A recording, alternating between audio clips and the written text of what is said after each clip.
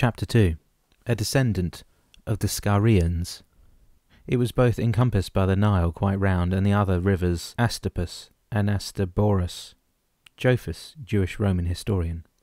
Still sitting in the den, Dan seemed lost in thought. He looked at the sovereign, imperial and royal appointment in his hand and decided to ask, "I have heard of the Queen, but I have never heard of the King of Sheba. Is he another one of our ancestors?"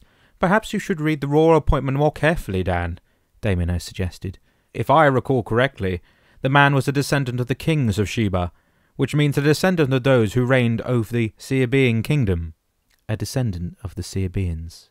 Okay, and what do we know about these people apart from the fact that one of their queens was the subject of King Solomon's poems in the Bible? Damianos had to laugh. "I'm sorry, Dan, but the Sabaeans have left us a lot more than a few poems addressed to the Queen of Sheba. The King of Saba was a Semitic civilization located in South Arabia, in today's Yemen, actually." "Hold on a moment," Dan said. "So you're saying the Kingdom of Saba is the same as the Kingdom of Sheba? Why the different appellation?" "The two names, Sheba, spelled in Hebrew with Shin, and Seba, spelled with Samek, are mentioned several times in the Bible with different genealogy. For instance, in the Table of Nations, Seba, along with Deban, is listed as a descendant of Noah's son, Ham, as sons of Raman, a son of Cush. Later on in Genesis, Sheba and Dedan are listed as names of sons of Jokshon, son of Abraham. Another Sheba is listed in the Table of Nations as a son of Yoktan, another descendant of Noah's son Shem. Dan waved a hand in front of his face. "Sorry, I shouldn't have asked," he said, grinning. "Go ahead with the story." He reclined in his seat, the grin on his face not disappearing. "As I was saying," Damianos went on, "the Semitic civilization of Saba lived in what is known today as Yemen between 1200 BC until its downfall in 275 AD. The kingdom fell at the hands of Yemenite dynasties at the issue of several civil wars which gave rise to the kingdom of Himyarite." "Interesting, isn't it?" Dan heard from over his shoulder. He spun around in his seat to look up at the face he had come to know for a while. Gustavo. "What? What on earth are you doing here?" Gustavo, a big burly sort of a man, plopped down in the chair beside Dan's. "I heard that you were going to travel into your past and decided that I might as well join you, and here I am." "But you can't be," Dan yelled. "You can't be here. You're not... "Dead? Is that what you're trying to say?" Gustavo chuckled. "Perhaps not, but as you recall, I made a commitment to you which entailed my accompanying you in your travels, and since I have not changed my mind, and my destiny hasn't offered me a life worth pursuing, I decided to have a glance at what you were doing." Dan turned to Damianos. "Are you to blame for this?"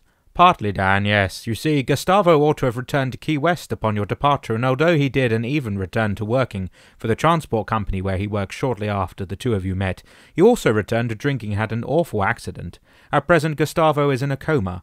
He will remain so until his body heals, and until you, Dan, have completed your travels through your ancestral lineage." Dan looked dumbfounded. He shook his head and then fixed his gaze on his friend. "Why did you go back to drinking? Wasn't the first time costly enough for you?" Gustavo broke into another loud chuckle. "Wasn't your first daredevil accident enough for you?" All right, I hear you," Dan said, bowing his head as he put his elbows on his knees. He looked up at Damianos. "Anyone else joining us on this trip?" "No, Dan, the three of us will make the journey. No one else." "What about Solangi and Damien?" Gustavo asked. "Or even Nicholas?" Damianos shook his head. "No, Gustavo, no one will join us, or should appear during our travels. You see, this is quite a different situation from the one you've experienced previously. This trip is not destined to take you down to Dan's past, but rather for him to relive his past lives." "You mean like past life regression?" "Yes, Gustavo, exactly like that," Damianos answered. "And I'm glad you've heard of it. Not everyone has or even believe in the possibility of one reliving the life they had years or centuries ago." "Well then," Dan said, reclining once again to the back of his seat. "Shall we get started?" "All right," Damianos said. "Let's go back to where your existence, Dan, seemed to have originated.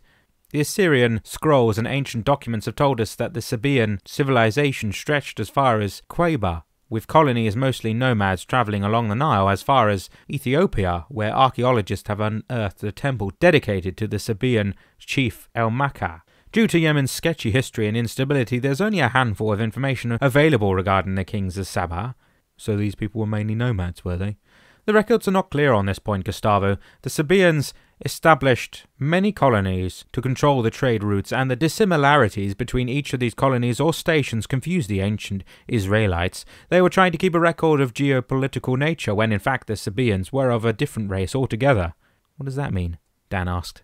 Well, it is said that the Sabaean Kingdom came from the southeast, or the southern Levant, and established their kingdom on the ruins of the Minian Kingdom. Why don't we stay with our dear Queen of Sheba or Saba and the one we know? Dan suggested, because the other ancestor lines are a bit confusing to me. All right then, Damianos said, a smile drawing on his old lips. As you said, Dan, your ancestral family's best-known person is the Queen of Sheba. She travelled to Jerusalem to question King Solomon. Did you say she was there to question him? Gustavo asked, frowning.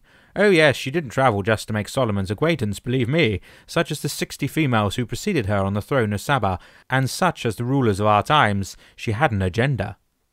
Dan shook his head and returned to grinning. Yes, Damianos went on, looking at Dan with some curiosity. She arrived at the head of a large caravan with camels loaded with precious stones, spices and gold, such as it is described in the Old Testament, and in the apocryphal Christian Arabic text, Kitab al-Magor, also called the Book of the Rolls. What was her agenda then, or do we know? Gustavo inquired. According to Josephus, the Jewish Roman historian, the Queen of Sheba received everything she desired from King Solomon. Some accounts of the relationship go as far as saying that she received a progeny from him. More than that is not known. Do you mean they had a child? Yes, Dan, but there is no confirmation of the birth of a child when the Queen returned to her home. You see, as the Old Testament recounts, the Queen had heard of King Solomon and of his great reputation for being a man dedicated to the Lord. It wouldn't have been surprising for her to share the king's bed. Damianos paused as he was collecting his thoughts. In any case, what should be of interest to you, Dan, is the fact that your lineage starts with the Kings of Saba. Do we have a description of where they lived, or where my forefathers lived? Yes, well, that is to say, the description is not as elaborate as others. Josephus described the place as called Saba, as a walled royal city of Ethiopia, which Cambyses afterward named Mero. According to Josephus, it was the conquering of Saba that brought great fame to a young Egyptian prince, at the same time exposing his personal background as a slave child named Moses. Are you kidding me? Dan was taken aback. Is that when Moses was exposed then? Absolutely, Dan, Damianos replied. It is the conquest of Saba, or the royal city of Ethiopia, that brought the story of Moses to light. Damianos then stood up and added, Shall we go? Before Dan or Gustavo had time to ask where they were going or to object, Damianos snapped his fingers. In what seemed only seconds, the three men found themselves in front of a Bedouin's tent. They wore the traditional djellaba and iqwal, the lachettes on their feet. Are you sure? Dan asked, looking at his companions and smiling. Where are we? En route to the royal city of Ethiopia, Dan. Your name is Gershon, and you are Kohath, Gustavo, Damianos said. I am your servant, Merari. And what are we doing? We are to accompany a young maiden named Leah to the city. Without much of a notice, Gershon turned to the young woman who emerged from the tent. He felt as if he had been a child of the desert since birth. Nothing was strange or awkward. He was alive almost 2,500 years ago. He smiled. The young woman was truly amazing, her beauty incomparable. She only had eyes for him. He couldn't quite believe what was happening to him. Are you sure? He asked again, throwing a glance in Damianos' direction. Let it happen, Dan. Remember, you are Gershon of Saba, and you're here to take your future wife to the royal city, so do what your mind and heart guide you to do. What about her family and servants? They will follow Gershon, Merari answered. But Leah is yours to hold and protect during the trip. But what about her family and servants? Gershon smiled at Leah with a glimmer of joy in his eyes. We will depart now. Everyone is ready, Leah. You and I will ride on the same Merari until tonight, or until you become used to the beast's paces under you. But before we go, I want you to meet my brother. Gershon turned to the two men. Leah of Saba is in Giza. This is Kohath, and the man beside him is Merari. He will be with us during our journey. Leah bowed her head, acknowledging their presence. We are honoured by your presence, and we hope to serve you, bringing you to your destination in peace, Kohath said. From behind the tent, Rebecca and another young man then brought their ride and told it to kneel before them, as the beast of burden, the camel, or in this case, Merari, had no peer in the arid regions of the world until the advent of motorized transport. It remains, however, the favoured means of travel for many Bedouins and the desert travellers of today.